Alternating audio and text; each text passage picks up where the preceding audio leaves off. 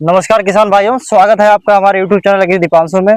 आज का वीडियो बहुत ही महत्वपूर्ण आपके लिए होने वाला है क्योंकि आज चर्चा होगी कि जो इंडिया में खाद के क्राइसिस हैं, यानी खाद मिलने में बहुत ज़्यादा परेशानी है। जिस तरीके से किसान को जब खाद लेने जाता है उसको तरह तरह के डॉक्यूमेंट, अगर कोई खाद खरीदने जाता है, फर्टिलाइजर खरीदने जाता है, तो उसको जैसे उसका वो खेत कर रहा है, पैसों से कर रहा है, किराए पे कर रहा है, तो फिर वो उसके डॉक्यूमेंट उसको लेने पड़ते हैं। तो इसलिए अगर ऐसा क्या करा जाए कि खाद की डिमांड, फर्टिलाइजर की डिमांड खेत में थोड़ी सी कम हो और उसमें हम कुछ ऐसे मार्केट में प्रोडक्ट आते हैं जिससे जो ये बोरी है वो हमें खेत में कम डालने पाए। तो आज हमारे साथ जुड़ चुके हैं राजेश सर, जो कि जेनेटिक्स एंड प्लांट ब्रीडिंग से पीएचडी कर रहे हैं। और सर काफ़ी सर को अनुभव भी है कि किस तरीके से, प्रैक्टिकल नॉलेज भी है कि किसानों को किस तरीके से राय दी जाए, किसानों के लिए क्या क्या भला हो सकता है, कौन से नंबर हैं जिन पे फ़ोन करके किसान अच्छी तरीके से अपनी खेती के बारे में जानकारी रखते हैं। तो आइए सर, एक बार अपना परिचय दे दीजिए, फिर सवाल को शुरू करते हैं। धन्यवाद दीपांशु। और जितने दर्शक भाई देख रहे हैं उनको भी, किसान भाइयों और बहनों को मेरा एक प्यार भरा नमस्कार।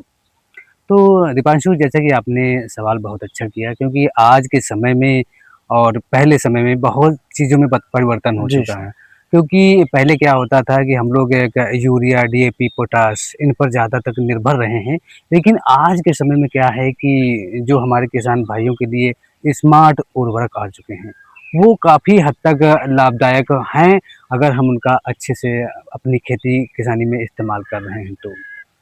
काहे से बात की जाए स्मार्ट उर्वरकों में, जैसे कि कुछ ऐसे नैनो पार्टिकल्स होते हैं जो हम लोग मतलब डालते हैं एक पानी छिड़काव के रूप में। और देखा जाए सबसे शुरुआती दौर में हम लोग क्या होता है कि फास्फोरस और पोटाश को देते हैं। तो उस समय क्या होता है कि भाई शुरुआती दौर में हम यूरिया तो देते नहीं हैं, बहुत हल्की मात्रा में देते हैं, जी। उसका डोज एक रहता है। लेकिन इनको अगर हम जो नैनो उर्वरक हैं उनको हम अगर बीज शोधन के रूप में अगर इस्तेमाल कर रहे हैं, तो क्या होता है कि बहुत अच्छे से हमारी जो फसल है उसको अच्छे से पोषण मिलता है और फिर उससे हमारी फसल को काफ़ी लाभ मिलता है। जी। तो ये तो रही बात। और इनको बीज शोधन की बात अगर करूँ तो हम 3 से 5 ml प्रति किलोग्राम सीड, मतलब कि जितना हम अगर बो रहे हैं तो उसके अनुसार हमसे लगा जी। के बीज शोधन करेंगे तो अच्छा लाभ मिलेगा। तो किसान भाई जो हमारे देख रहे हैं, तो बीज शोधन की जैसे कि आपने बात करी, हुँ। तो बीज शोधन में जो कौन कौन से ऐसे उर्वरक हैं जैसे कि जो मार्केट में आ रहे हैं मॉडिफाइड उर्वरक, हुँ। तो कौन कौन से उर्वरक हैं जिनको किसान बीज शोधन में यूज कर सकते हैं? जी, बहुत अच्छा सवाल है आपका, क्योंकि बात करूँ सबसे ज़्यादा ये मतलब कि यहाँ पे व्यक्तिगत कोई कंपनी की बात नहीं है, क्योंकि आप नैनो डीएपी आती है, जी। ठीक है? उसमें आप क्या है कि नैनो डीएपी में नाइट्रोजन और फास्फोरस 2 पोषक तत्व होते हैं, अच्छा। जो कि नाइट्रोजन 8% और फास्फोरस 16% पाई जाती है। जी। जो फास्फोरस का मतलब कि जब हम बीज शोधन करेंगे तो जो पौधे की जड़ निकलेगी प्रारंभिक अवस्था में, सीडलिंग स्टेज में, तो बहुत अच्छी निकलती है। उसका रिज़ल्ट भी बहुत अच्छा रहता है। अच्छा, अच्छा। और फिर और इसमें बाद में जब इसका छिड़काव भी हम कर सकते हैं, जब फसल 25 से 30 दिन के बाद, यानी कि 40-45 दिन, यानी कि कहा जाए जो फ्लावरिंग स्टेज यानी फूल आने से पहले जी। अगर हम छिड़काव करते हैं तो इसका बहुत अच्छा रहता है। जी। चाहे नैनो यूरिया की बात की जाए या फिर नैनो डीएपी, तो ये चीज़ें रहती हैं। और भी जैसे कि एनपीके में ग्रेड 19-19 करके बहुत सारे ऐसे हुँ। उर्वरक आते हैं जो हमारे किसान भाइयों के लिए लाभदायक हैं। क्योंकि भाई बात जहाँ पे ये आती है, अगर उनको मतलब कि यूरिया और डीएपी शुरुआती अवस्था में नहीं मिल पाई, तब इसकी जगह पे मतलब ये स्मार्ट उर्वरकों से अपना काम चला सकते हैं। तो सर जैसे कि हमारे जो किसान भाई हैं, दर्शक हैं, हुँ, उनको नैनो डीएपी और यूरिया आपने बात की, हुँ, तो जैसे कि फर्टिलाइज़र होता है ग्रेन्युलर फॉर्म में मार्केट में आता है, हुँ, तो उसकी डिमांड कहीं न कहीं किसानों की ज़्यादा रहती है हुँ, मार्केट में, हुँ, और जिसके कारण कहीं न कहीं नकली काफ़ी उर्वरक जो है मार्केट में आ जाते हैं। हुँ, किसान उसका यूज़ करता है, रिज़ल्ट खेत में नहीं मिलता है। हुँ, देन बात करें कि जो नैनो उर्वरक आप बात कर रहे हैं, नैनो डीएपी की बात कर रहे हैं, हुँ, यूरिया डीएपी, तो इसमें किसानों को क्या फायदा है उससे, जैसे कि जो ग्रेनुलर फॉर्म में किसान डालता है, तो क्यों किसान ना डाले इसको, और ये क्यों यूज करे नैनो डीएपी और नैनो यूरिया का, इसके बारे में आपका कहना बिल्कुल है? सही कहा, क्योंकि आज के समय में क्या जो मतलब ग्रेनुअल फार्म में होते हैं वो हम जैसे कि मान लीजिए खेत में डाल दिए, वो तो कहीं लीचिंग में, कहीं नाइट्रोजन गैस के जी, रूप में और कहीं फास्फेट के रूप में मतलब कि जमीन में ही बहुत ज़्यादा पौधे उसका मतलब कि जो अपनी तरफ आकर्षित नहीं कर पाते हैं, यानी कि ऑब्जॉर्ब नहीं कर पाते हैं। अच्छा, तो लगभग 20% तक ही डीएपी, जैसे 1 कुंटल डाला तो 20% डीएपी पौधे ले पाते हैं।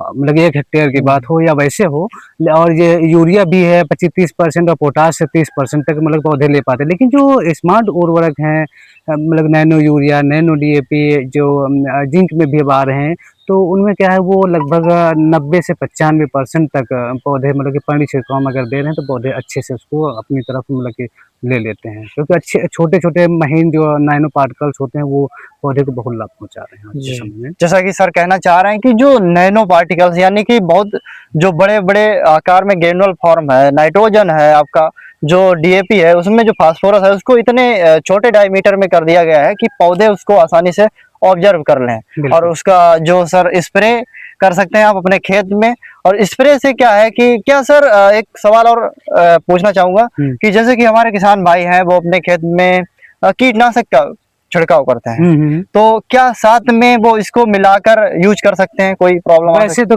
कहा जाए कि अगर हम किसी चीज़ का भोजन और ज़हर अगर साथ में दे रहे हैं तो वो नुकसान ही कर सकता है। है? जी, लेकिन किसान भाई पता चलता है कि कहीं-कहीं इस्तेमाल भी इसका करते हैं कि लग भाई अगर आप ही हैं, भोजन और ज़हर का इस्तेमाल करेंगे तो दिक्कत होगी। जी, तो इसलिए हमें बचा के रहना है, क्योंकि हम तो इसके लिए राय नहीं देते हैं, लेकिन कोई अगर इस्तेमाल कर रहा है तो अपने हिसाब से, क्योंकि किसान भी बहुत एक कहा जाए सबसे बड़ा किसान ही वैज्ञानिक होता है। अच्छा जी, तो वो चीज़ें हैं कि इन चीज़ों से बचें, क्योंकि भोजन ज़हर अगर दिया तो समस्याएँ उत्पन्न हो सकती हैं। जी, क्योंकि कंसंट्रेशन ज़्यादा होगा फिर उसमें नुकसान ही उठाने की समस्याएँ सामने आ सकती हैं। जी।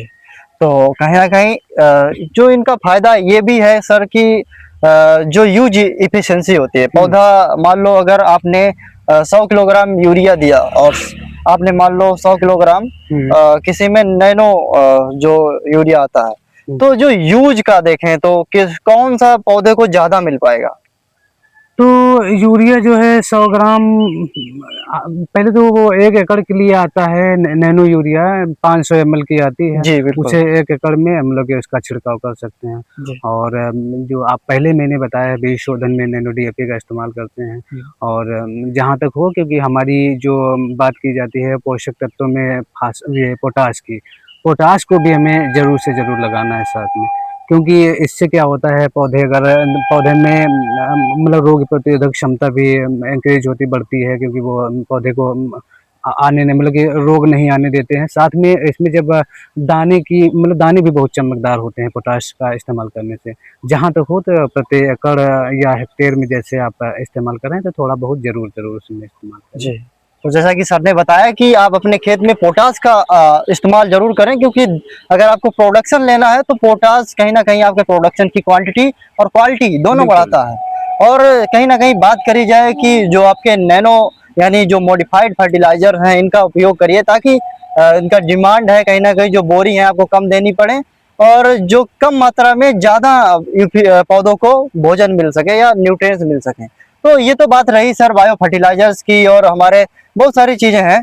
तो सर जैसे कि आप जेनेटिक्स प्लांट ब्रीडिंग से हैं, तो सर बात करते हैं सीड के बारे में। हुँ। तो सीड का क्या रोल होता है किसी भी किसान की उत्पादन को बढ़ाने में, या उसके उत्पादन को घटाने में?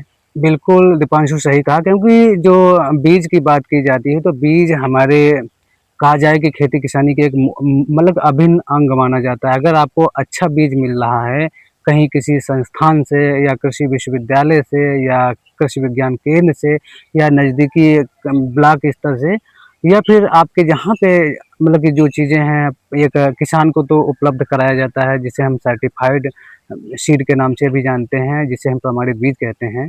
उसका जो एक ब्लू यानी नीले रंग का टैग लगा होता है, वो एक अच्छी पहचान होती है, क्योंकि वो अगर मिल जा रहा है तो उससे 50% उत्पादन आपका बीज पे ही निर्भर होता है। फिर जी। उसके बाद में कुछ जो खरपतवार होते हैं, इंसेक्ट यानी कीट होते हैं, उनसे मतलब कि उत्पादन प्रभावित होता है। हाँ, प्रभावित होता है। क्योंकि अगर आपके खेत में खरपतवार हैं तो वो भी कम से कम जी सर। 25 मतलब 30 से 33% तक खरपतवारों से आपका उत्पादन प्रभावित होगा। जी। तो बेहतर यही है कि बीज अच्छी क्वालिटी का लें, जो एक प्रमाणित हो, या फिर आधारी बीज हो जिसे हम फाउंडेशन सीड के नाम से भी जानते हैं। अगर वो मिल जा रहा है तो वो फाउंडेशन का आप अगर जो स्वपरागित फसलें जैसे कि सेल्फ पॉलिनेटेड हैं तो उनका आप 2-3 साल तक इस्तेमाल कर सकते हैं। और अब बात की जाए इसी में बीज के, तो कई मतलब और जो कृषि मतलब के विश्वविद्यालय हैं उनमें प्रजनक बीज भी मतलब बनाए जाते हैं। जी, वो तो एक बिल्कुल। मतलब कि पादप प्रजनक वो ब्रीडर होते हैं, उन्हीं के माध्यम से ये मतलब बनाया जाता है। बाकी तो किसान को तो फाउंडेशन और ये, अगर आप जहाँ तक है कि बात की जाती है आजकल समय में इस समय जो है वो अधिकतम हमारे किसान भाई संकर बीज का इस्तेमाल करते हैं, यानी कि हाइब्रिड। हाइब्रिड भी। उससे अगर आप दूसरी वर्ष उगा रहे हैं तो भाई बहुत ज़्यादा उत्पादन प्रभावित होगा। तो जहाँ तक है बचें और अच्छा नया बीज खरीदें, और जहाँ तक हो तो कि किसान अपना ही बीज बनाए तो उससे अच्छा लाभ अच्छा लाभ। मिलेगा। जी, जी, जी। तो जैसा कि सर ने बताया कि आजकल किसान हाइब्रिड बीज के चलन में है, प्राइवेट कंपनियां हाइब्रिड बीज को बनाती हैं और किसान को बेचा जाता है। कहीं न कहीं उसका जो लागत होती है बहुत ज़्यादा होती है, क्यों सर?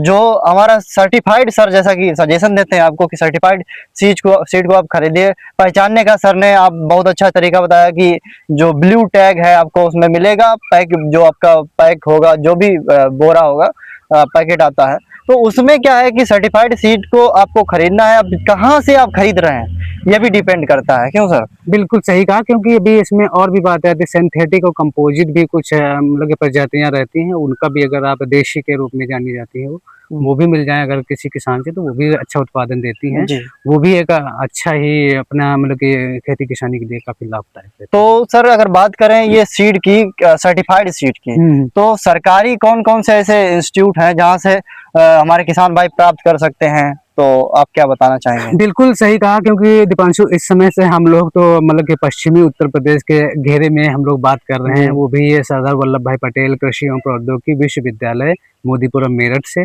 और इसके अंतर्गत जितने कृषि विज्ञान केंद्र चल रहे हैं ब्लॉक स्तर पे हैं, तो वहाँ से अपने किसान भाई संपर्क करके ले सकते हैं। और बात की जाए, क्योंकि जो अपना उत्तर प्रदेश है उसमें 9 कृषि मतलब कि एग्री क्लाइमेटिक जोन्स हैं, उसके अंतर्गत कृषि विश्वविद्यालय चल रहे हैं, कृषि विज्ञान केंद्र चल रहे हैं। अब बात की जाए पूर्वांचल क्षेत्र में आचार्य नरेंद्र देव कृषि एवं प्रौद्योगिकी विश्वविद्यालय जो कुमारगंज अयोध्या में है, वहाँ से मतलब उधर के रहने वाले किसान भाई वहाँ से अपना कृषि विज्ञान केंद्र से या अपने सीधे कृषि विश्वविद्यालय से संपर्क करके वहाँ से जो प्रजातियाँ उपलब्ध हैं वो ले सकते जी। हैं। या फिर बात की जाए बांदा कृषि विश्वविद्यालय जो है बांदा में, जो बुंदेलखंड क्षेत्र के अंतर्गत आता है, तो वहाँ से भी आप अपने कृषि विज्ञान केंद्रों से या ब्लॉक स्तर से ले सकते हैं।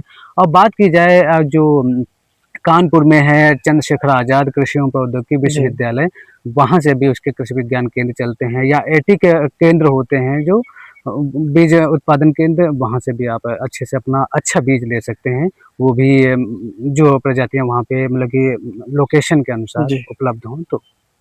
तो जैसा कि सर ने बताया कि बहुत सारे इंस्टीट्यूट हमारे उत्तर प्रदेश में क्लाइमेटिक जोन के हिसाब से बने हुए हैं। जैसे कि सर ने 4 इंस्टीट्यूट की बात की, यूनिवर्सिटियों की बात की। सर ने बताया कि ब्लॉक स्तर से भी आप जो सीड है उसे खरीद सकते हैं। अगर मान लो कहीं जानकारी का अभाव रहता है तो बहुत से ऐसे प्लेटफॉर्म हैं सोशल मीडिया के, उनसे भी आप संपर्क करें। बट बात की जाए हमारे जो किसानों के लिए, अभी 2004 में 21 जनवरी को एक मतलब कि किसान कॉल सेंटर नंबर चालू किया गया था, जी। 1800 180 1551। जी। उस नंबर पर भी अपनी जानकारी ले सकते हैं किसान भाई, क्योंकि वहाँ से लेने से बहुत अच्छे शोध छात्र और वैज्ञानिक लोग बैठते हैं, वो जानकारी दे देंगे, तो आप उनसे भी जी। अच्छा लाभ ले सकते हैं, और जो चीज़ उपलब्ध होगी वो आपको बताएँगे, तो वहाँ से आप संपर्क कर जी। सकते हैं। एक तो जानकारी की बात रही है। तो जैसा कि सर ने जानकारी दी कि ये कुछ नंबर्स हैं जिनमें ये जो नंबर सर ने बताया है ये हमेशा आपके लिए तैयार रहता है, आपकी कोई भी समस्या हो कृषि से रिलेटेड। क्योंकि कृषि की बात की जाए जी। दीपांशु, क्योंकि हमारी जो कृषि है वो एक पशुपालन पे भी निर्भर करती है, एक जुड़वा साथी रहता है जी, बिल्कुल। पशुपालन। तो उसके लिए भी अगर हमें खेती किसानी कर रहे हैं तो उसमें क्या है कि भाई हम पशुपालन कर रहे हैं, उससे हमें अच्छा गोबर मिलेगा। गोबर भी अपने खेत में डालेंगे, वो भी मतलब कि जब मतलब अच्छा तैयार हो जाए तब उससे भी बहुत सारे अच्छे पोषक तत्व मिलते हैं। जी। ज़मीन मजबूत होगी, उर्वरा शक्ति भी बढ़ेगी उसकी और जीवांश की मात्रा भी उसमें बढ़ेगी, तो उसका भी हमें अधिकतम अगर गोबर की खाद मिले तो इस्तेमाल करें, तो ज़्यादा बेहतर रहेगा। क्योंकि उसके बाद ही अगर थोड़ा बहुत, क्योंकि आज के समय में बिना रसायन के आदमी रहा नहीं है। जी। अगर जहाँ तक है अपने मतलब गोबर की खाद है, हरी खाद है, इनका अगर समय पे अपना इस्तेमाल खेत में करता है तो और भी अच्छा वो उत्पादन देगा। क्योंकि कहा जाए कि एक रासायन मुक्त अनाज को मतलब उगाएगा तो उससे और भी चीज़ों का उसके जी। बॉडी यानी शरीर के लिए काफ़ी लाभ मिलेगा। तो सर जैसा कि आप समझते होंगे और आपने भी अनुभव किया होगा कि समय के साथ-साथ जो हमारे सीड हैं, जो हम लोग खा रहे हैं ग्रेन, उनके स्वाद में हुँ। कहीं न कहीं अंतर आया है। तो इसका आप श्रेय किसको देना चाहेंगे? क्या जो हम लोग फर्टिलाइज़र बहुत ज़्यादा यूज़ कर रहे हैं, ये कहीं न कहीं हमारा इसमें आता है, या कीटनाशक का उपयोग बहुत ज़्यादा हो रहा है, तो ये एक प्रभाव डाल रहे हैं या नहीं? नहीं, सही कह रहे हो, क्योंकि हमें बता तो दिया मैंने अधिकतम अगर आप मतलब कि अपने जो जीवांश की मात्रा, गोबर की खाद इनका अगर इस्तेमाल करें, थोड़ा केमिकल कम रहेगा।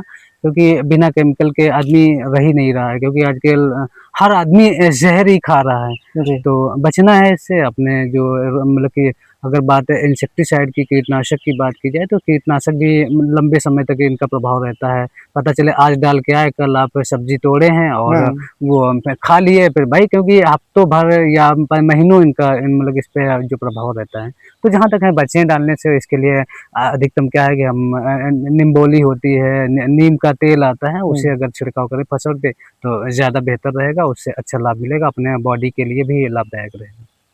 तो ये बातें थी हमारी केमिकल से लेके ऑर्गेनिक तक की, और किस तरीके से सीड प्रभाव करता है प्रोडक्शन पे, किस तरीके से हम लोग बायो फर्टिलाइज़र का यूज़ करके अपने जो प्रोडक्शन है उसको बढ़ा सकते हैं, केमिकल की मात्रा को घटा सकते हैं।